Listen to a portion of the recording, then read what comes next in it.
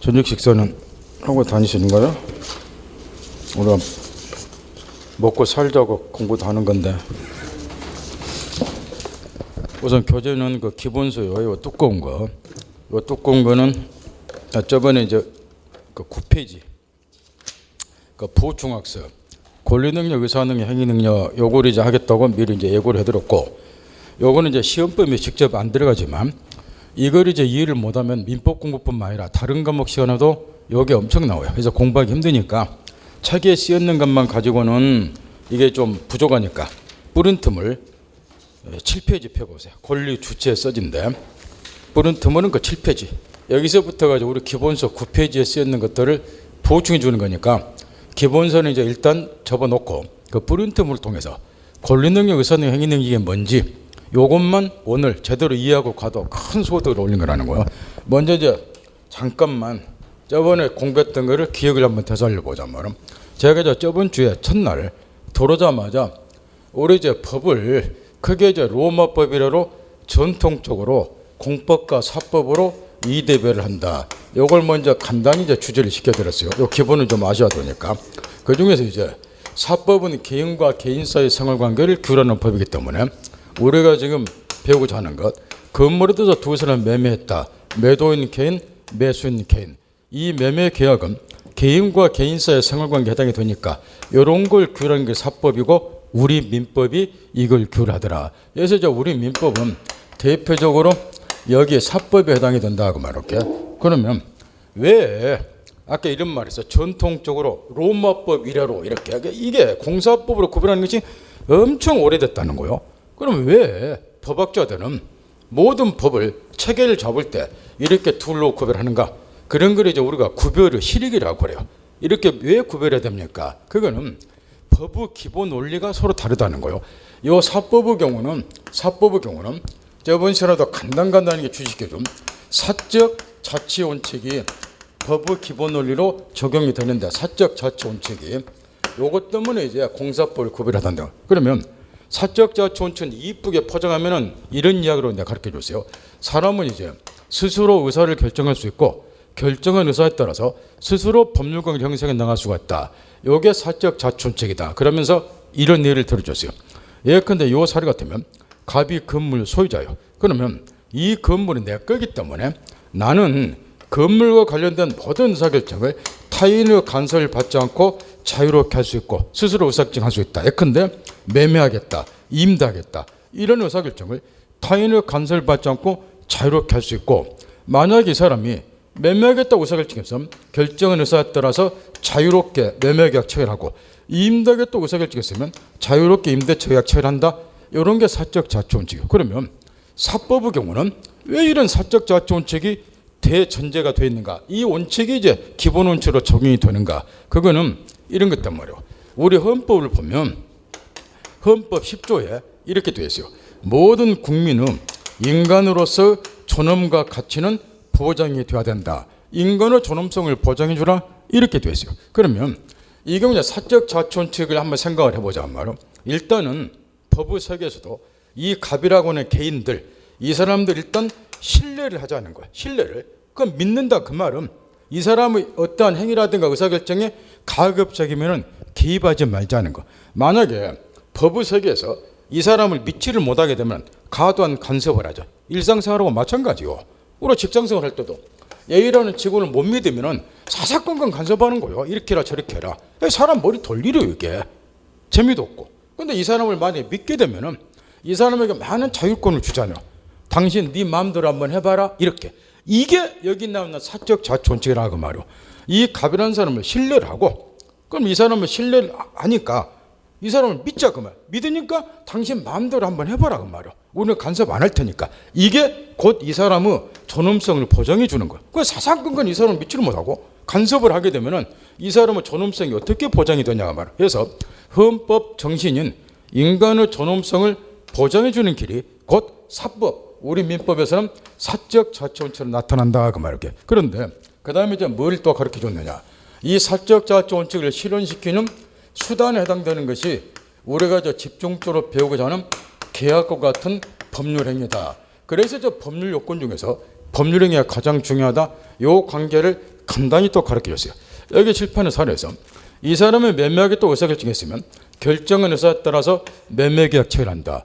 임대하게 또 의사결정했으면 결정한 의사에 따라서 자유롭게 임대차 체결한다. 이때 요 계약과 같은 것을 우리는 법률 행위라고 저번에 간단히 배웠다. 그 말 이렇게 해서 이제 이 가변한 사람이 어떤 의사를 결정했으면 결정한 의사는 이 계약과 같은 법률 행위를 통해서 구체적으로 실현이 되고, 그러니 이 일면식도 없는 사람들 사이에서는 이 계약 관계가 원인이 돼서 구체적으로 권리 의무 법률 효과가 발생이 됩니다. 이 관계를 간단히 가르쳐 드렸단 말이에요. 이 사적 잔축을 실현시키는 수단이 법률 행위이기 때문에 원래는 갑이 소유자였어요. 이 두 사람이 일면식도 없다는 거예요. 뭐 권리 의무가 생길 일 없잖아요. 그럼 왜 권리 의무가 두 사람 생기냐?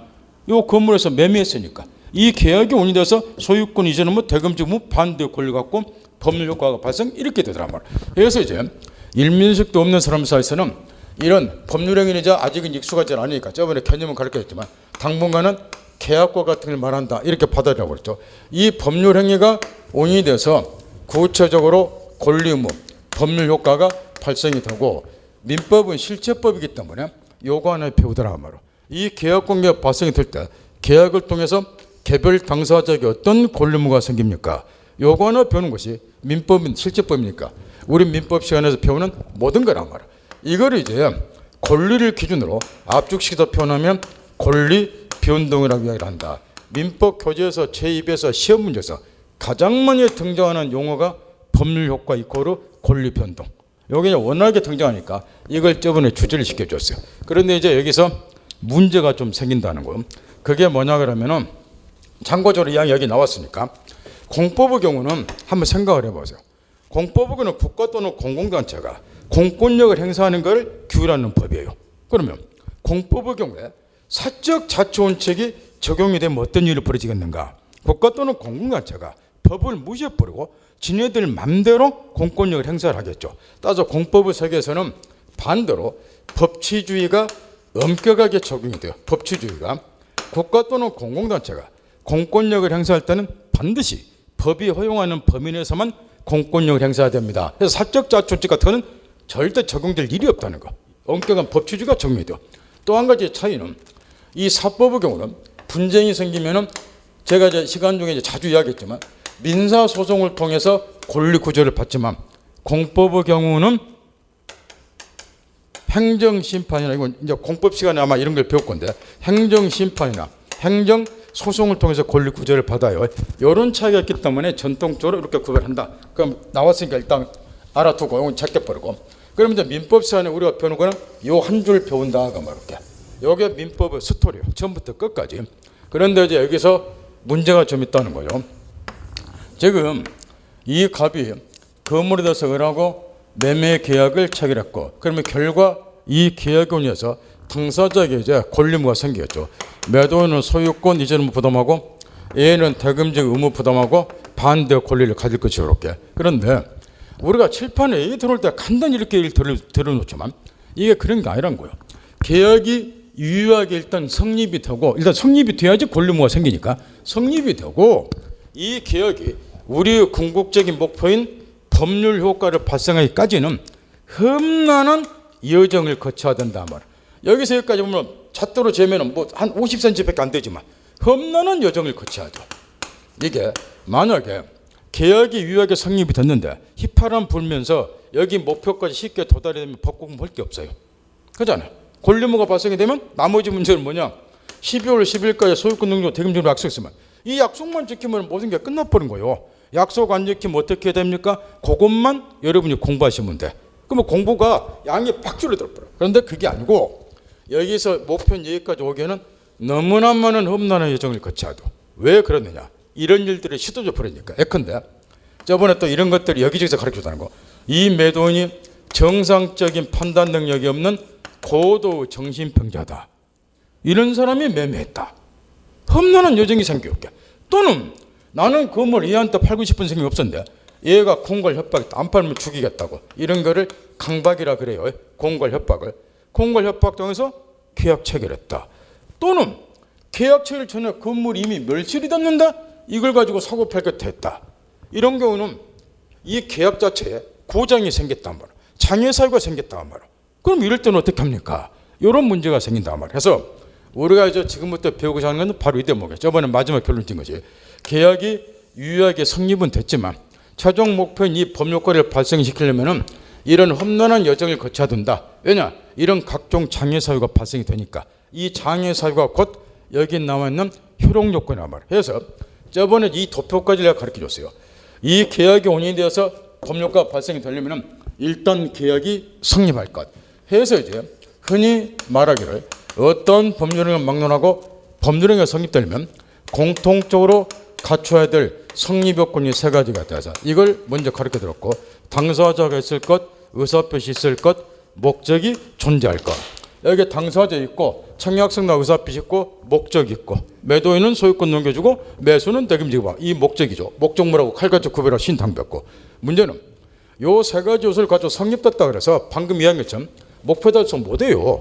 정신병자다, 공갈 협박 당했다, 건물의 기준이 없었다, 이런 장애 사고가 생기니까 이런 거는 장애가 있기 때문에 이 목표 달성이 어렵다는 거예요. 그럼 이럴 때는 어떻게 처리해야 됩니까? 요게 우리가 지금부터 민법 시간에 배우고자 하는 민법 공부 전부나 마찬가지란 말이야. 해서 성립하고 있는 법률행위가 실제 이제 법률 효과를 발생시키려면 그걸 유효하게 한다 그랬죠. 효력 요건을 하는 것을 또 갖춰야 된다. 물론 이제 어떤 법률을 막론하고 공통적으로 갖춰야 할 효력 요건이 있고 이것만 신경 쓰라고 그랬죠. 당사자는 권리 능력, 의사 능력, 행위 능력을 갖춘 당사자일 것. 그 다음에 이제 의사표시와 관련해서 목적으로 해서 효력 요건이 있는데 이 효력 요건 세 개 중에서 요거는 우리 시험범위에 직접 안 들어가더라는 거죠. 요것만. 나머지 두 개는 시험범위에 들어가니까 오늘 이제 이거를 먼저 배우고 나머지 거를 집중적으로 공부할 거예요. 요게 뭘 의미하는가. 먼저 이제 성립이 되고 효력 요건 갖추면 유효니까 성립은 됐지만 효력 요건을 못 갖추면은 이거는 거꾸로 효력이 발생한다 해서 무효라 그러고 도표에서 볼 수도 있다시피 어떤 법률행위가 유효냐 뭐냐 같이 판단하면 최소한 법률행위 성립을 전제로 한다. 따라서 우리는 지금부터 어떤 사례를 제가 칠판에 들어주든 간혹 가다가 여러분들 주의를 한 개씩 여기서 이 계약은 성립됐을까요? 이렇게 물어는 보지만 무조건 숨쉬기 전에 무조건 성립됐다고 대답하시라고 그랬죠. 성립한 거를 전제로 해서 유효무효냐 판단하는 걸 배우는 거니까. 그죠? 그래서 여기까지 저번에 가르쳐 드렸어요. 그러면 시험에 이제 직접 들어간 밑에 두 개는 기본서에 자세히 나왔으니까 기본서 통해서 배우고 시험에 직접 안 들어가지만 지금 입문 단계에서 공부해 놓지 않으면 앞으로 엄청나게 애를 먹어요. 저도 입문 단계에서 이걸 가르쳐주고 두 번 다시 내년 시험 볼 때까지는 입도 뻥긋 안 해요. 왜냐? 나중에 이제 3월이나 5월쯤에 그때 공부하러 온 사람도 있어요. 근데 그때 시험에 직접 안 들어가는데 이거 모르면 민법 공부 못 한다 그래서 이걸 또 1시간 반이 걸리는데 거의 1시간 반 이걸 또 가르쳐주면 이미 공부가 된 사람들 짜증을 내요. 아니 선생님 내일 모레 시험인데 시험에 직접 들어간 거를 지금 가르쳐드려야죠. 왜 기초에서 가르쳐준 걸 지금 가르쳐줍니까? 짜증을 내버려. 왜 가르쳐드리고 싶으면 못 가르쳐드려. 입문 과정에서 칼같이 공부를 해놓으셔야 된다는 거. 따라서 이걸 염두에 두고 지금부터 이제 권리 능력, 의사 능력, 행위 능력에 관해서 집중적으로 살펴보자 말이에요. 먼저 자 권리 능력은 권리나 의무 주체가 돼서 자 설명을 일단 설명만 들으시고 이따가 프린트문에서 지적을 해드릴 거니까 지금 설명해 드린 거는 이 부분에 있습니다. 이렇게 여기 자 권리 능력은 권리나 의무 주체가 될 수 있는 법률상의 자격 이렇게 이야기로 이것도 마찬가지 용어 정리하실 때 원래 저 권리 능력을 정확하게 개념 정리하려면 권리 주체가 될 수 있는 법률상 자격 이리 이야기를 하고 이에 대응해서 이제 의무 능력에서 의무 주체가 될 수 있는 법률상 자격 요리해야 되는데 저번 첫 번째 주에 여러분 이야기했다시피 권리가 있으면 상대방은 대체로 의무를 부담하잖아요. 그러니까 권리 능력 속에는 의무 능력이 포함된 걸로 받아들이시라 말. 그래서 의무 능력이란 말을 안 쓰고 그냥 권리 능력 그러면 여기에 권리나 의무 주체가 될 수 있는 법률상의 자격을 말한다. 이렇게 해석을 한다는 거예요. 그러면 이 권리 능력자다 이 말은 글자 그대로 권리나 의무 주체가 될 수 있는 법률상의 자격을 갖는 자 이를 이야기하는데 참고적으로 이 권리 능력자를 다른 말로는 인격자 이렇게도 표현을 해요. 왜 이걸 이제 뿌듯풀 이야기해드리냐 그러면 이게 같은 의미인데 우리가 이제 생활 용어로 인격자 그러면 인품이 뛰어난 사람 이리 이야기를 하는데 법률 용어로 뒤바뀌게 되면 권리 능력자를 말한다 그 말. 근데 시험에서 교재에서 제2부에서 주로 이제 사용하는 용어는 권리 능력자니까 요거는 이전 먹어도 상관이 없어요. 프린트문에 써놨지만 권리 능력자 용어로 사용하시면 되고, 그다음에 특히 이제 중요한 것이 이 대목이란 말이에요. 이 권리 능력자는 우리 민법상으로는 여러분같이 살아있는 사람, 자연인하고, 그다음에 여러분이 이제 언론을 통해서 많이 들어본 법인하고 딱 요 둘만 권리 능력자로 우리 법에서 허용을 해줘요.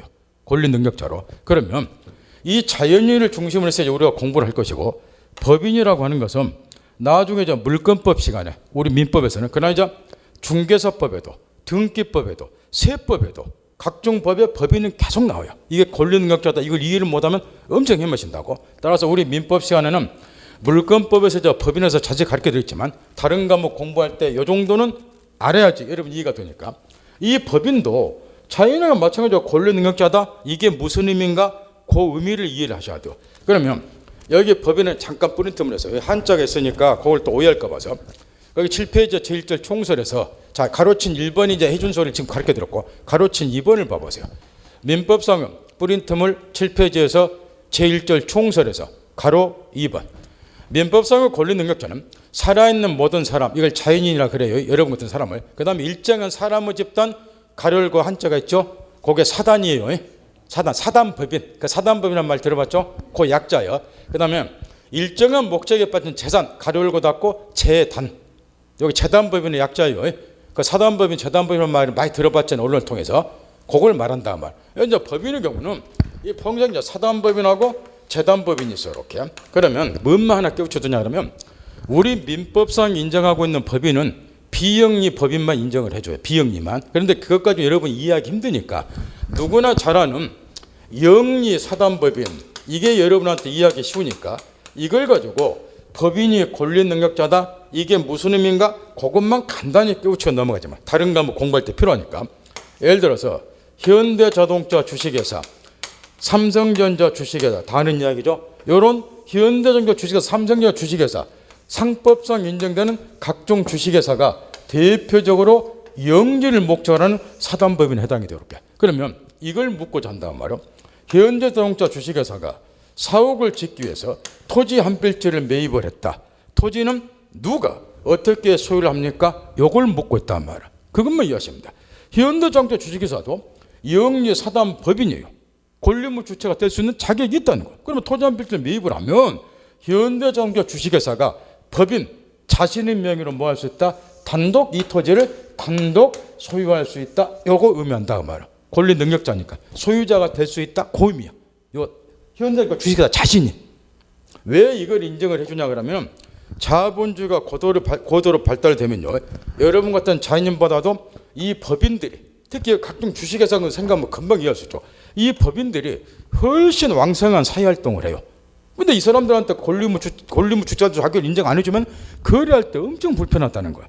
만약에 현대자동차 주식회사가 법인 자신 명의로 단독 소유를 못한다. 이거는 여러분 같은 자연인이 아니니까 권리 능력자가 될 수 없다 하게 되면 소유권이 어떻게 돼야 되냐. 여기에 투자하는 수많은 주주들 있죠.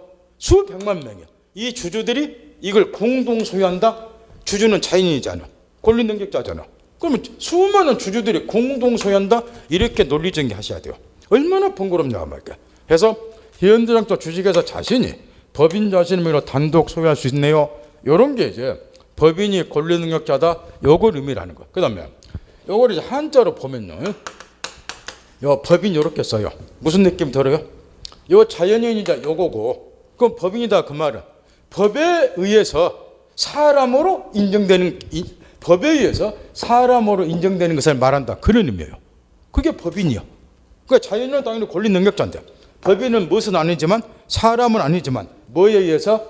법률에 의해서 사람처럼 취급된다. 그런 의미예요. 그러니까 뭐예요 이것도? 자연인 마찬가지로 권리 능력자 그런 의미예요. 그러니까 이것만 이해하시면 돼요. 나중에 우리 민법에서는 물권법에서 이걸 집중적으로 배우게 되니까 이 정도 알아두고 자연인을 지금부터 집중 살펴보자 말이에요. 먼저 자연인의 경우는 우리 민법 3조에 이렇게 되어 있어요. 모든 자연인은 생존한 동안 평등하게 권리무 주체가 된다. 권리 능력자가 된다. 요리 되어 있어요. 그러면 생존이라고 하는 것은 출생 시부터 사망 시까지를 말해요. 이게 생존이죠. 따라서 이걸 풀면 모든 자인은 출생과 더불어서 권리 능력을 취득을 하고 사망과 동시에 권리 능력이 소멸한다. 이런 얘기인데 이런 거는 시험하고 상관이 없고 요거 외워봐야 민법 공부에 아무 보탬이 안 돼. 이 말이 무슨 말인데 요거 감 잡으셔야 돼. 예를 들어서 우리가 신문에서 자주 보다시피 이런 걸 생각을 해보는 거. 갑이 조부 할아버지예요. 부동산을 엄청 가지고 있어요. 을이라는 손자가 10살 먹은 손자예요. 그러면 너무 이쁘다면 손자니까 해서 이 손자에게 건물 한 채를 증여를 했어요. 이런 경우 신문에 많이 나오죠. 또는 주식을 수만 주 증여를 해서 10살 먹은 어린애가 수백억대 재산가인 경우가 많이 있어요. 재벌가 손주들은. 그럼 여기서 묻고자 하는 이거예요. 건물을 할아버지가 10살 손주가 증여했을 때 건물에 대한 소유권을 10살 먹은 어린애가 취득할 수 있는가요? 요거 묻고 있다고 말이에요. 10살 먹은 어린애도 출생은 돼 있잖아요. 그럼 모든 자인은 출생과 더불어서 권리의무 주체가 되니까 나이는 어리지만 얘도 건물에 대한 뭐가 될 수 있다? 소유자가 될 수 있다. 이런 의미라면 이것만 이해하시면 돼. 근데 이 대목에서 의문이 생겨요. 무슨 의문이 생겨요? 당연히 아니 10살 어린애가 권리 능력자니까 눈만 빼꼼히 뜨면 권리 능력자는 소리예요. 살아있기만 하면 평등하게 나이가 100살이든 얘처럼 10살 먹은 어린애든 IQ가 2500이든 25든 정상적인 판단 능력이 있는 자든 정신병자든 불문하고 박사학위가 100개 있든 초등학교 2년 중퇴든 불문하고 살아있기만 하면 자인은 권리 의무 주체가 돼요. 얘도 소유자가 되는데 의문이 하나 생기죠. 아니 10살 먹은 어린애는 부동산이 뭔지 소유가 뭔지 개념도 몰라요. 관리도 못해요. 근데 어떻게 얘가 이런 걸 관리하고 그럴까요? 깝깝하네요. 그러니까 이런 애한테는 소유권 인정 안 해주는 게 맞지 않을까요? 걱정 붙들어 매시라고 말이야. 얘가 소유자고 관리는 얘가 뭐 하잖아요. 그래서 관리해주는 사람이 필요해. 그게 이제 뒤에서 비교될 법정 대리인이요. 얘 친권자다. 이따 뒤에서 가르쳐 드리겠지만 그러니까 그거는 별도로 생각하시라고 말이야. 당연히 공부 처음 할 때 그런 의문이 드니까. 따라서 이제 자인은 출생하면서 권리 느껴야 된다. 그 다음에 이런 거는 또 어찌 될까요? 이런 거는 이 갑이라는 사람이 원래 건물 한 채를 소유를 하고 있었어요. 이렇게 왜? 권리 능력자니까. 근데 소유하는 와중에 이 사람이 정신병에 걸려버렸어요. 정신병이 정상적 판단 능력이 없는 정신병자가 딱 붙단 말이야. 그러면 더 이상 이 사람은 건물에 대한 소유자가 될 수 없을까요? 그럴 리는 없죠. 만약에 이 사람이 정상적인 판단 능력이 없는 정신병자라 그래서 권리 능력을 박탈을 해버리면 더 이상 소유자가 될 수 없는 거예요. 그러면 건물에 대한 소유권은 이 사람이 미쳤다는 한 가지 그 이유 때문에 다른 사람 가족에 넘어가 다른 사람의 소유권이 넘어가야죠. 이런 건 있어서 한다고 있을 수도 없죠. 따라서 결론 이런 정신병자도 여전히 뭐이다? 권리 능력자다가 말이야. 평등하게 그것만 이해하시면 돼. 그 다음 또 한 가지 사망과 동시에 권리 능력이 소멸한다. 이 말도 이것만 이해하시면 돼. 이번에는 이 갑이 건물 소유하다가 사망을 했어요. 그러면 사망과 동시에 이 갑의 권리 능력이 소멸이 돼요. 더 이상 소유자가 될 수 없다는 거예요. 그러니까 뭐가 개시가 돼요? 상속이. 따라서 건물에 대한 소유권이 상속인에게 이전된다. 요리 되는 거야. 권리 능력이 소멸이 됐다는 거는 이걸 말한다는 거죠. 이것만 이해하시면 돼. 따라서 뿌리로 돌아가서 8페이지로 넘어가 보세요. 거기 보면 가로친 1번에 지금 쓰여 있어요. 3조가 사람은 생존한 동안 권리의무 주체가 된다. 그것도 그 밑에 있었던 평등하게 직업, 성별, 계급, 학력 일체 불문하고 나이 불문하고 평등하게 권리를 갖는다. 마지막 구절 따라서 사람은 출생한 때부터 권리를 취득하고 그 밑에 가로친 2번 사망으로 권리이 소멸이 된다. 그 외우면 필요 없고 이 말의 의미를 이 감만 잡으시면 된다는 거예요. 이 권리 능력은 그 정도만 알아두시면 민법 공부하고 다른 과목 공부하는데 아무 지장이 없어요. 그 다음에 권리 능력이 이 정도만 알아두면 민법이든 다른 과목 공부는 지장이 없다는 거고. 그 다음에 이어서 지금부터 이제 정신을 좀 바짝 차리셔야 돼요. 두 번째 의사 능력. 자, 방금 올해 저 권리 능력을 필요한 범위 내에서 아웃되는만 간단히 살펴봤는데 이 권리 능력은 글자 그대로 이걸 말하는 거예요. 어떤 자가 우리 민법에서는 자인하고 법인을 말해요. 이 둘만이 권리 능력자니까 어떤 자가 그야말로 순수하게 권리나 의무 주체가 될 수 있는 법률상의 자격이 있냐 없냐 하는 것을 추상적으로 판단하는 능력이다 그 말이게. 그러다 보니까 자연인이요. 자연인, 여러분 같은 자연인이 어떠한 행위를 통해서 구체적으로 권리를 취득하고 의무를 부담하려면 그 행위를 할 만한 지능 수준을 별도로 가지고 있어야 되는데, 요거하고 권리 능력은 칼같이 구별을 좀 하셔야 됩니다. 그 이야기야. 무슨 얘기냐면, 여기 칠판에 사례로 돌아가 보자 말로. 요 갑은 지금 정신병자라고 전제를 딱 해놨어요. 그러더라도 권리 능력은 있죠. 그래서 자기가 소유하고 있는 건물을 매매를 이렇게 했어요. 매매를. 그러면 이 갑이라는 사람이 이 매매라는 행위를 통해서 구체적으로 매돈이니까 소유권 이전을 부담하고 반대의 권리, 대금지급 조건을 취득해야 되는데, 이 권리 의무를 취득하려면 이 행위를 할 만한 지능 수준을 별도로 가지고 있어야 된다 그 말이야. 그게 2단계 지금부터 배우고자 하는 의사 능력을 말한다 그 말. 따라서 의사 능력을 이쁘게 포장을 하면은 이런 걸 말하는 거.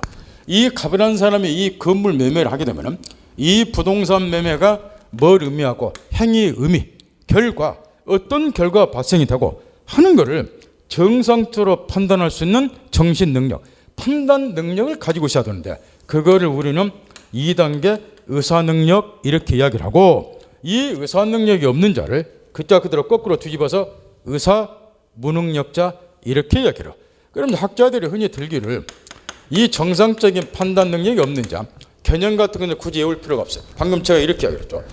당의 법률행위 의미 및 결과를 인식하고 정상적으로 판단할 수 있는 정신 능력을 의사 능력을 한다. 제가 이렇게 이야기했는데, 여러분은 외우실 필요 없다. 그냥 간단히 정상적인 판단 능력 또는 글자 그대로 의사를 결정할 수 있는 정신 능력을 말한다. 이런 식으로 이해만 하시면 돼요.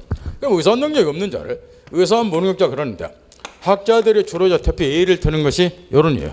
유치원 정도 다니는 어린 유아라든가 또는 만취자라든가 여기에 들어놓은 고도 정신병자라든가 이런 사람들이 대체적으로 의사 무능력자다 이리 이야기를 하는 거예요. 그러면 이 갑이라는 사람은 정신병자이기 때문에 이 매매라는 행위가 뭘 의미하고 결과 어떤 결과 발생도 정상적인 판단 능력이 없어요. 그런 자가 이런 행위를 할 때는 이 행위를 통해서 이런 권리물을 취득할 수는 없다는 거예요. 따라서 자연인이 어떤 행위를 통해서 구체적으로 권리물을 취득하려면 이 행위를 할 만한 지능 수준을 따로 가지고 있어야 되는데, 그게 권리 능력하고 구별해야 될 의사 능력이다. 그러면 자연인이 어떤 행위를 하려면 왜 의사 능력, 의사를 결정하는 정신 능력이 전제가 되어야 되는가? 이것도 사적 자치원칙 때문에 그러는 거예요. 아까 사적 자치원을 다시 또 의미해보자 말이야. 사람은 스스로 존엄한 존재니까 일단 믿고 맡기자 그 말이죠. 간섭하지 말고, 간섭하는 것은 그 사람의 존엄성을 침해하는 거예요. 따라서 사람은 스스로 의사를 결정할 수 있고, 결정한 의사에 따라서 스스로 법률관 형성해 나갈 수가 있다. 이거 사적 자치원이요. 보죠. 그러면 스스로 법률관 형성, 계약 등을 체결하려면 뭐가 전제가 돼야 되고 의사를 결정할 수 있는 능력이 전제가 돼야 된다. 이걸 의사 능력 그러는 거예요. 그 사람이 의사를 결정할 수 있는 정상적인 판단력이 있다는 걸 전제로 해서 그걸 존중해 주자는 거예요. 따라서 사적 자치원칙 때문에 이 의사 능력이라고 하는 것이 전제가 돼야지 이 행위를 통해서 자연인은 구체적으로 권리물을 간다. 그러면 칠판의 사례에 보면 이 사람이 정상적인 판단력이 없기 때문에 매매라고 하는 행위를 하더라도 실제 권리물을 취득을 못해요. 이 권리물을 취득 못하는 것을 한마디로 앞쪽에 표현하면 무효다 그 이야기죠. 그래서 이게 우리 시험에서는 이런 식으로 출제가 돼요. 의사 무능력자 법률행위는 무효다 이렇게. 그러면 왜 의사 무능력자 법률은 무효냐? 가만히 보세요. 이 정상적인 판단 능력이 없는 자를 보호해주기 위해서 무효로 볼 수밖에 없다는 거예요. 이게 만약에 유효라고 가정해보세요. 정상적 판단이 없는데 그러면 소유권 이전 의무가 생기죠. 의무 생기면 의무 이행해서 소유권 넘어가 버리잖아. 그럼 이 사람은 정상적 판단이 없기 때문에 시가 1억짜리도 8천만 원 매매하고 이런 것이 비일비재건데 이 사람은 소유권 잃어버리니까 엄청난 불이익을 입죠. 보호가 안 되죠. 그럼 보호해주는 거는 계약은 체결하더라도 실제 권리물은 발생이 안 된다. 무효다. 이래 해버리면 소유권 이전은 뭐 안 생기기 때문에 등기 할아버지까지 이 사람에게 넘어왔다 하더라도 소유권은 가백에 있다 그 말.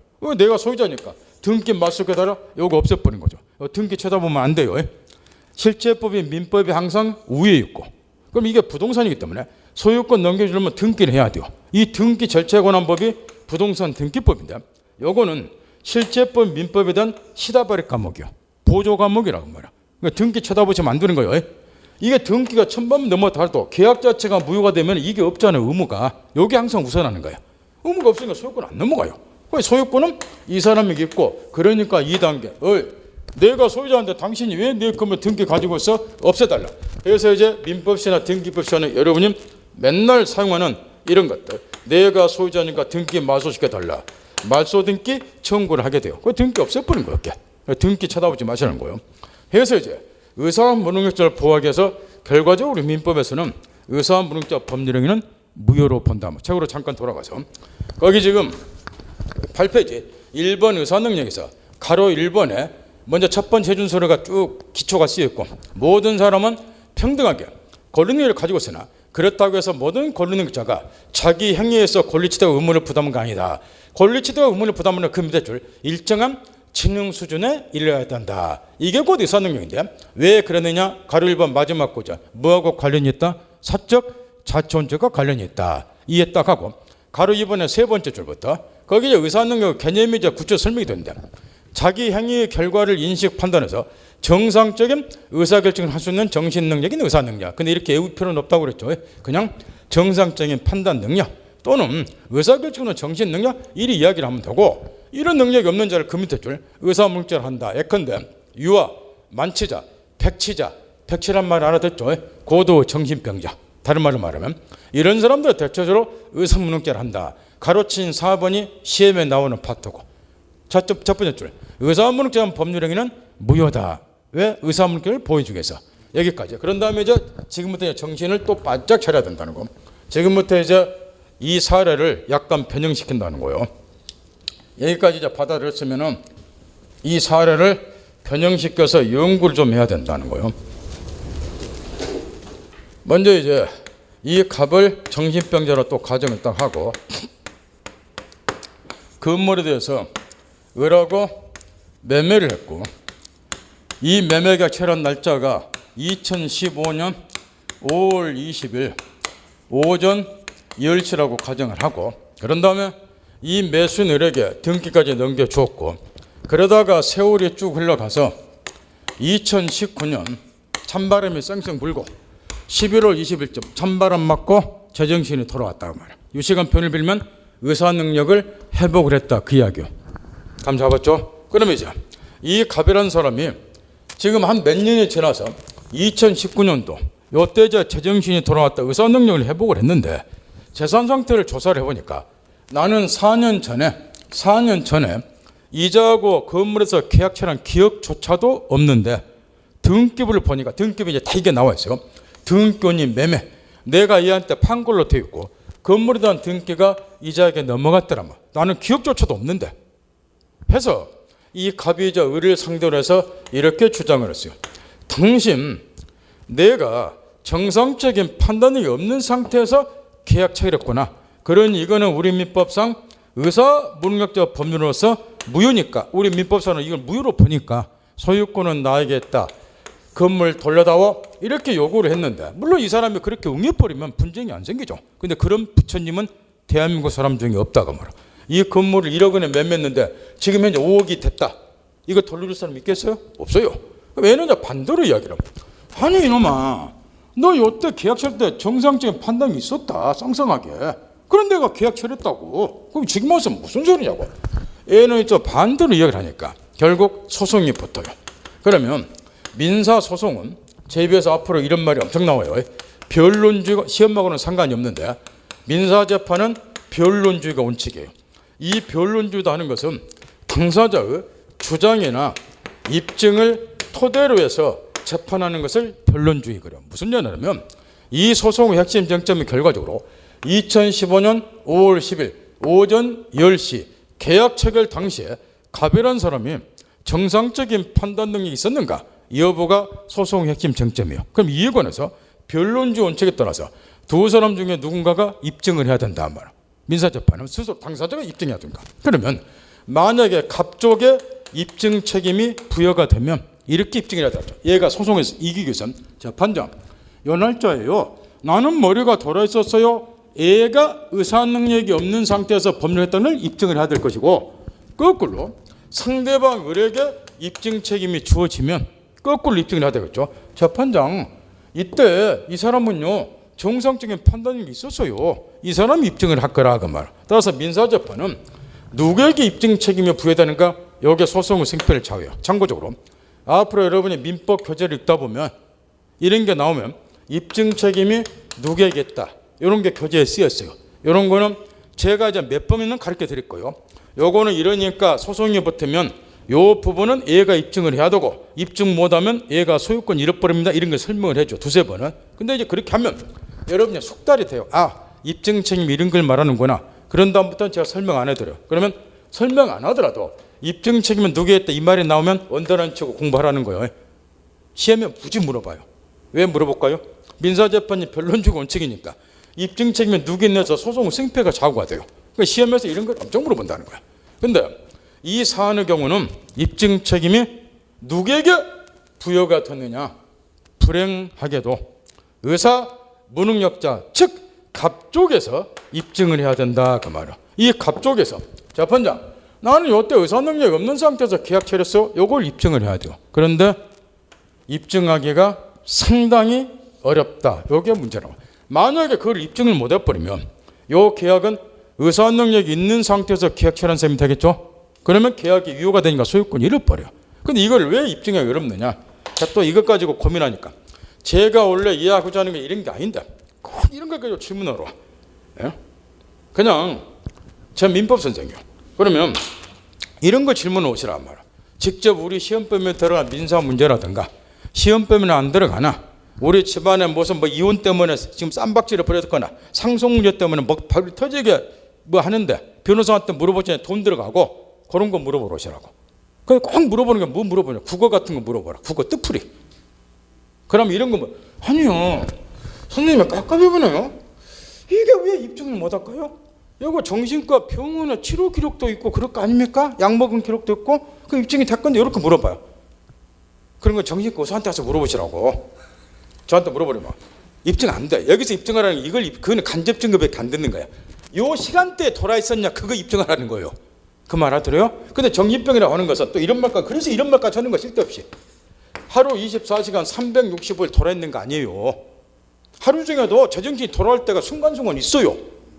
제 주위에도 옛날에 고시 공부할 때 우리 저 선배가 머리 돌아가지고 배꼽 잡는 일 많이 있었어요. 오전에는 멀쩡해. 그러다가 또 오후에 또 이상하면 갑자기 머리가 돌아가고 있어요. 이렇게 막. 그게 정신병이에요.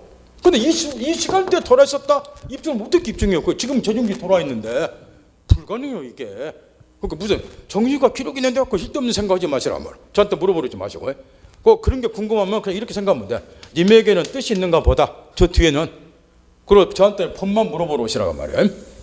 야, 요즘에 뭐 이혼 사건, 소송 사건, 저 상속 사건, 뭐 형제간에 불화, 무슨 또 뭐 매매, 임대차, 뭐 전세, 뭐 주택인데 뭐 물어볼 게 엄청 많잖아요. 그런 거 물어보러 오시라고. 꼭 국어 같은 거 물어보고 이런 거 물어보니까. 그러면 다시 돌아와서 사실상 입증하기 힘들어요. 입증 못하면은 이게 그대로 유효가 되니까 보호받기 어렵다 그 말이야. 만약에 거꾸로 입증을 했다 쳐봐요. 입증을 예를 들어서 요 계약 체결 당시에 이걸 지켜본 증인들이 좀 있었어. 옆에 지켜본 사람들이. 그래서 이 증인을 딱 법정에 이제 불러드린 거예요. 이 사람들이. 근데 우리가요, 그때 이거 봤거든요. 분명히 얘는요, 그때 정상적인 다 그게 아니었어요. 증인이 한 두어 사람 와서 막 손발 섞으면서 했어요. 그럼 입증할 수도 있죠. 그럼 이게 또 무로 돌아가요. 그러면 상대방이 불측의 손을 입어버려. 왜냐? 이 사람하고 계약 체결 당시에 정신과 의사도 이 사람이 설사 정신병자를 하더라도 처음에는 잘 판단 못하는 거예요. 그러니까 순간순간 막 왔다 갔다 하니까. 근데 일반인이 거래할 때 이때는 이게 멀쩡하게 보였어. 멀쩡하게 정신병자라서 무슨 이상하고 여기다 정신병자 이렇게 써진 거 아니니까. 그 정상적 사람이 했는데 뭐 증인들 데려다가 뭐 하더만은 뭐로 만들어봤어요? 그러면 이거 건물 돌려줘야 돼요. 나 불측의 손해를 입는다 그 말. 이게 문제라 그 말.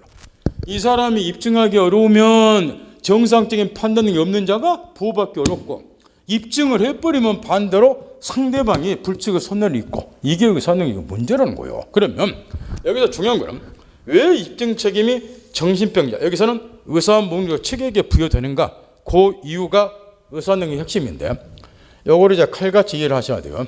그 이유가 바로 그러면 이따가 지적해 줄 거니까 의사능력 유무는 이 의사능력이 있냐 없냐 여부 의사능력 유무는 어떤 획일적 기준에 의해서 정해지는 것이 아니고 이게 의사능력의 핵심 포인트예요.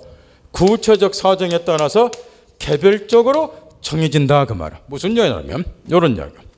지금 갑이 10살 먹은 어린애요.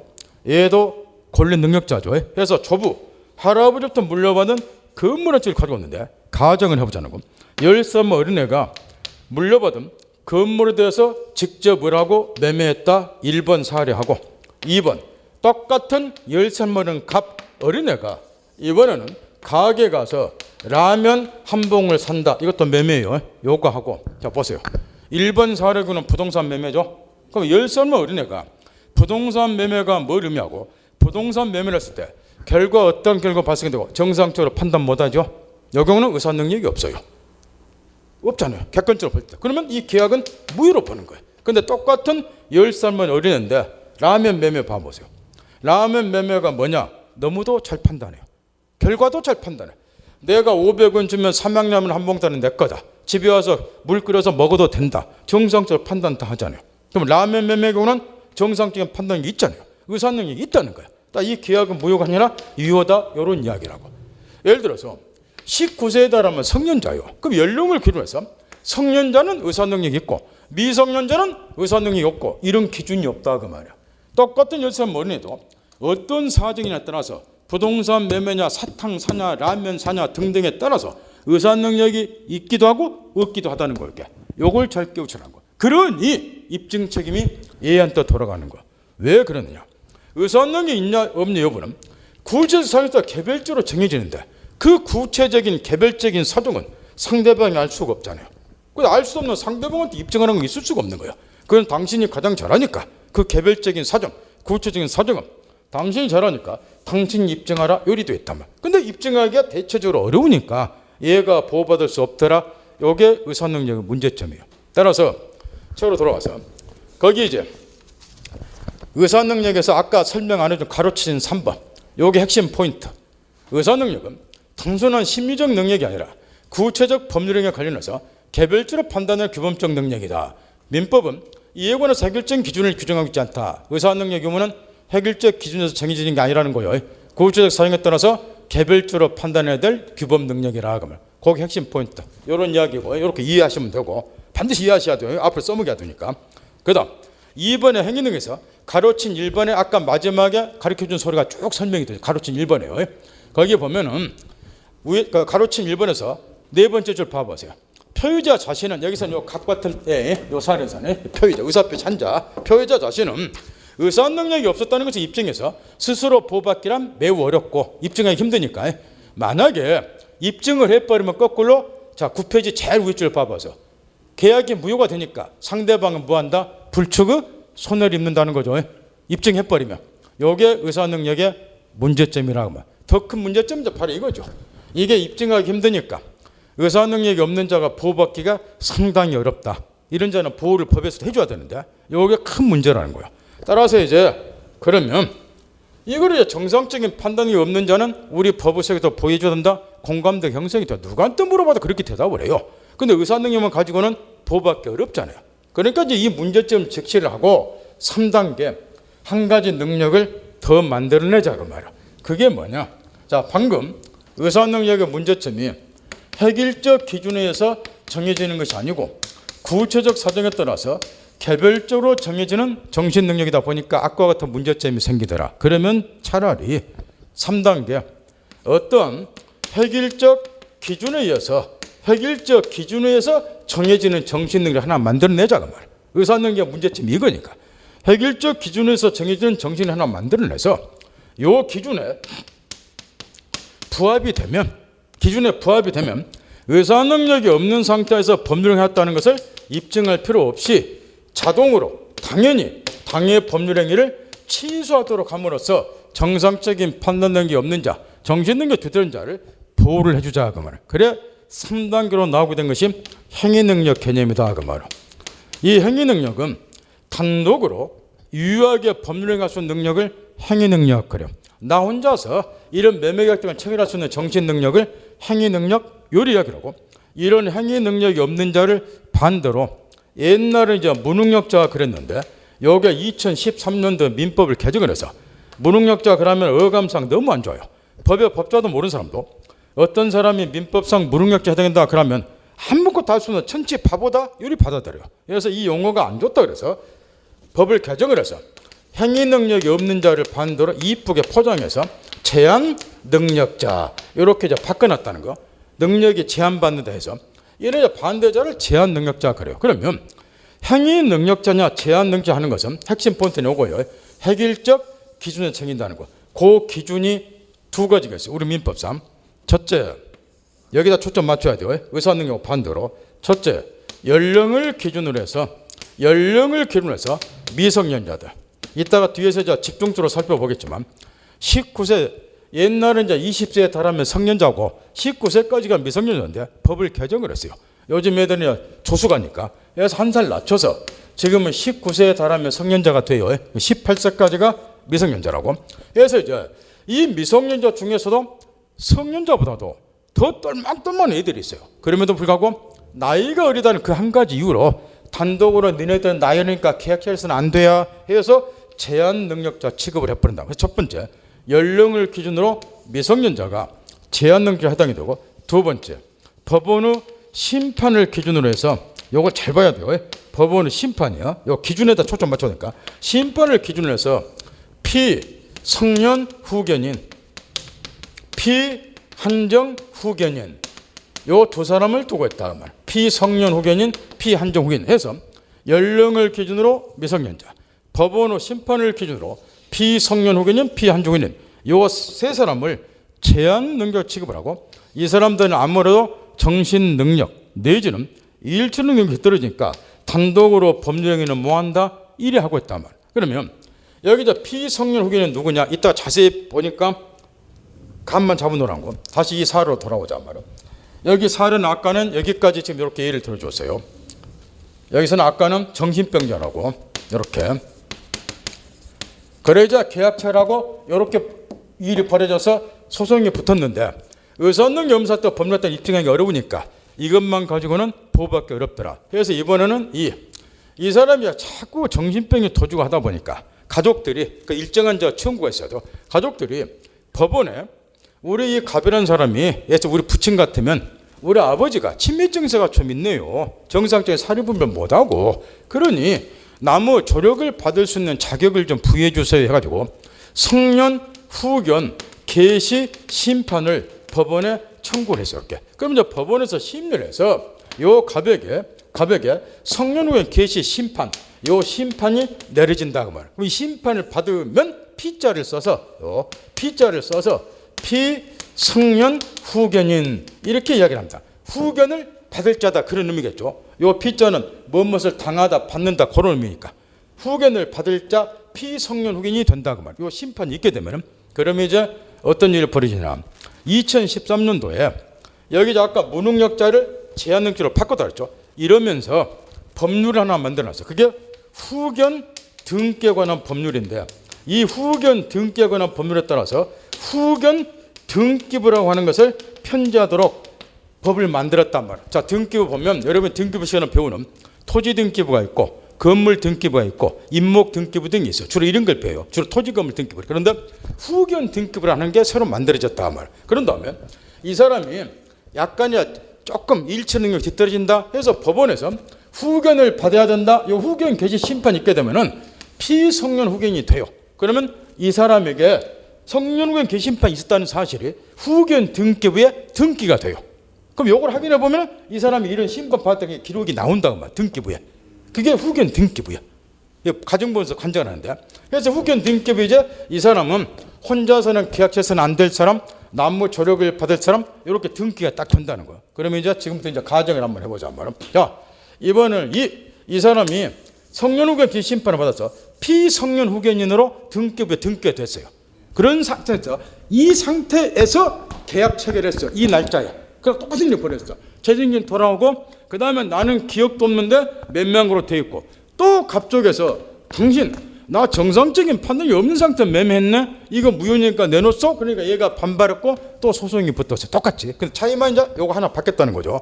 그러면 요 사건의 경우에도 왼쪽 갑쪽에서 재판장, 나는 2015년 5월 20일 오전 10시 계약 체결 당시에요, 정상적인 판단 능력이 없었네요.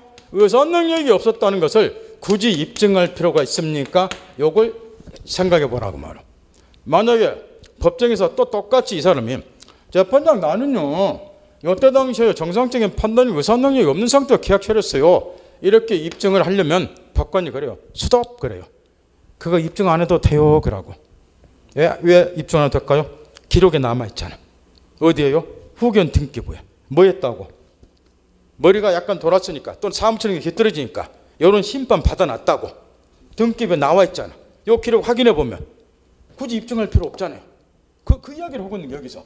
따라서 얘가 이제 후견 등기 확인해 보면 요 기록이 남아있어요. 그러니 당신은 굳이 이 날짜에 정상적인 판단이 없는 상태 계약했다는 것이 요 등기부에 등기돼 있다는 거, 쉽게 말하면 그거 입증하지 말라는 거예요. 그런 다음에 당신이 보호받고 싶으면 그냥 뭐 해버리는 거예요? 이 계약을 취소해버리라 그 말이에요. 자, 여기에서 공무처분사무 때문에 무효하고 취소 차이점 하나만 간단히 짚고 넘어가자. 나 이것도 자세히 배우니까.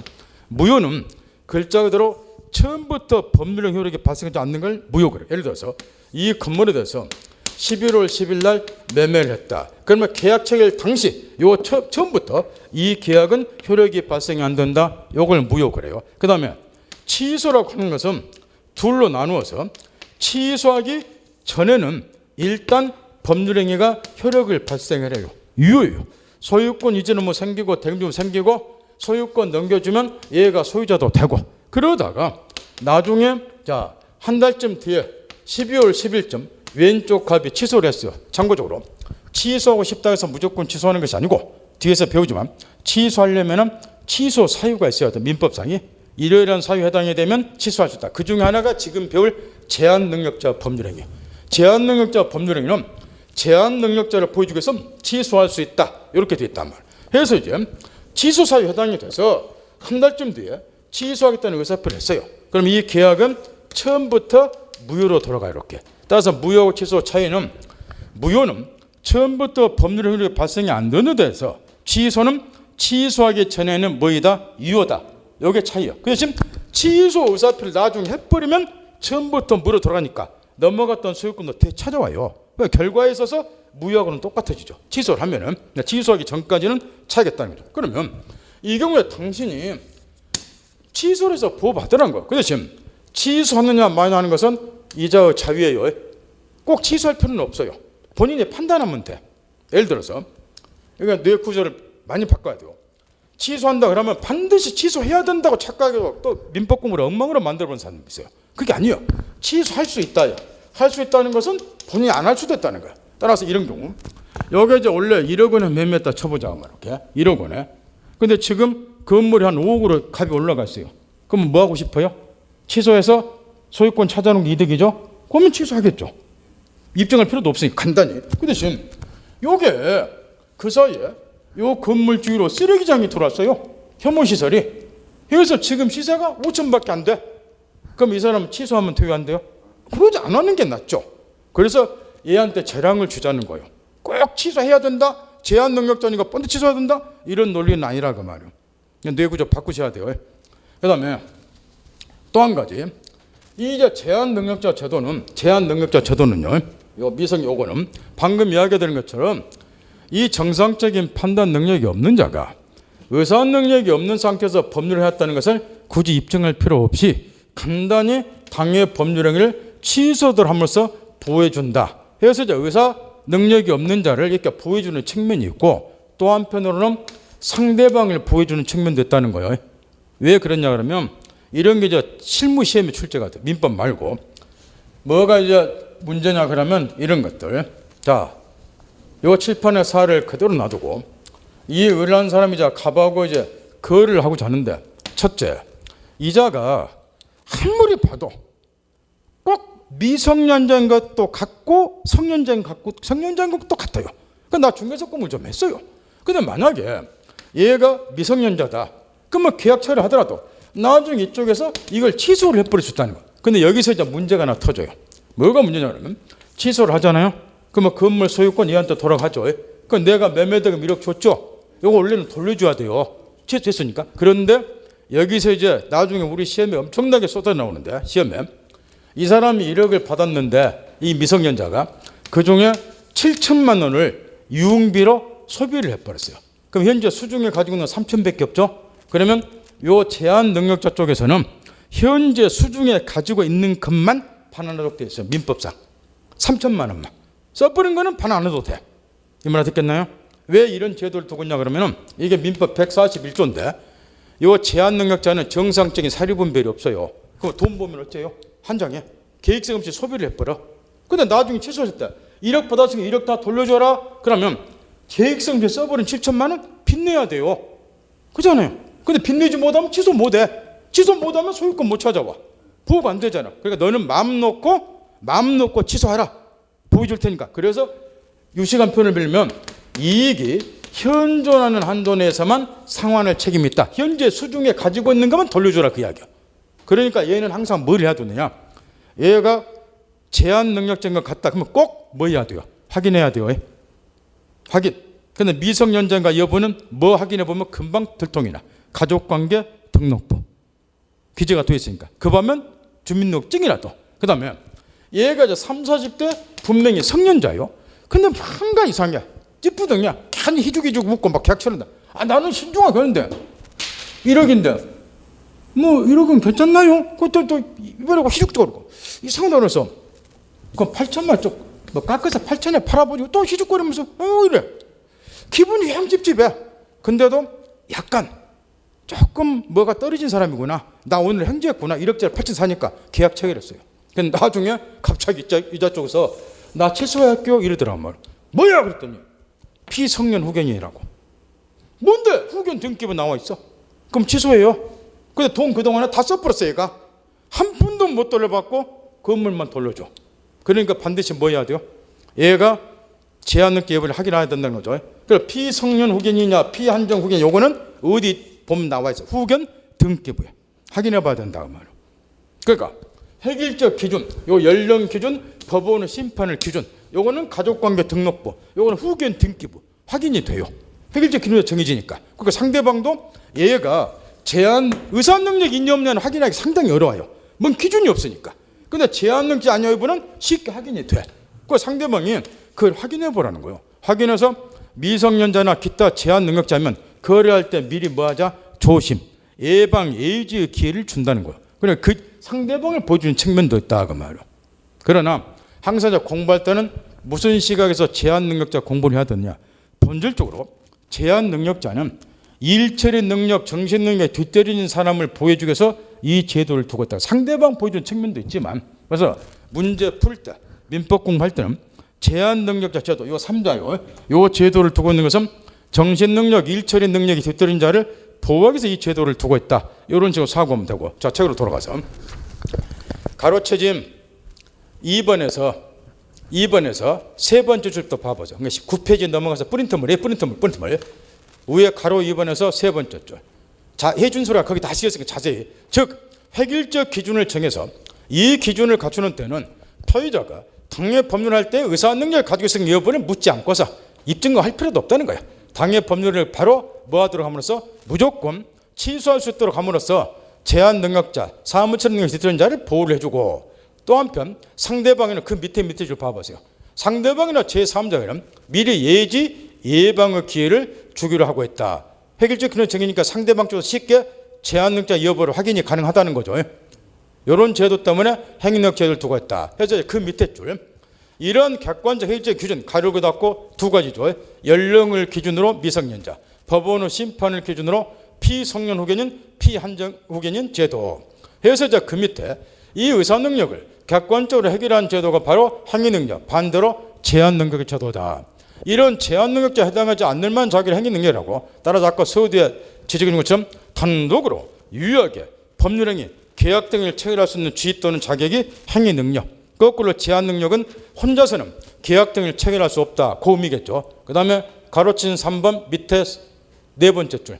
개정민법에서는 요 2013년도 개정이 됐으니까 제한 능력자로 연령을 기준으로 미성년자하고 정신적 제약으로 사물을 처리할 능력 지속적으로 결여된 자 이런 자에게 심판한 것이 피성년 후견이고 부족한 경우는 피한정 후견이고 이따 뒤에서 자세히 배우겠죠. 요 3자가 우리 민법상 제한 능력자에 해당이 된다. 그 이야기예요. 그 다음에 이것만 또 한 가지 조심하셔야 돼요. 잠깐만 이거 다시 한번 보자는 거예요. 지금 이게 얼만큼 중요한가를 인식을 좀 하셔야 돼요. 지금 의사능력하고 행위능력의 가장 근본적인 차이는 의사능력은 획일적 기준으로 정해지는 게 아니고 구조사항도 개별적으로 정해지지만 행위능력은 획일적 기준으로 정해져요. 그 중에 하나가 법원의 심판이죠. 그러면 이런 거 꼭 조심하셔야 한다고. 이 갑이 지금 정신병자예요. 정상적인 판단 능력이 전혀 없는 고도 정신병자라 그 말이에요. 그럼에도 불구하고 가정법원에서 이 갑에게 성년 후견 개시 도움을 받아야 된다. 그 의미겠죠. 성년 후견 개시 심판이 없게 되면 이 사람은 피성년 후견인 제한 능력자가 아니라는 거예요. 반드시 아무리 정상적인 판단이 없고 일처리 능력이 뒤떨어지더라도 법원으로부터 반드시 뭐가 있어야 된다? 심판이 있어야 된다. 말. 성년 후견 개심판 이런 심판이 그래야지 피성년 후견이 되는 것이고 거기에 없으면 피성년 후견이 아니고 제한 능력자 아니고 능력자 행위 능력자 취급을 해버려요. 심판 여기다 초점 맞춰야 된다는 거. 이따가 요거 지우지 마시고 계속 써야 되니까 이따가 이제 권리능력 의사능 행위능력 3자 간의 관계를 연구를 좀 해야 되니까 이따가 잠깐 살펴보기로 하고 좀만 쉬었다 하죠.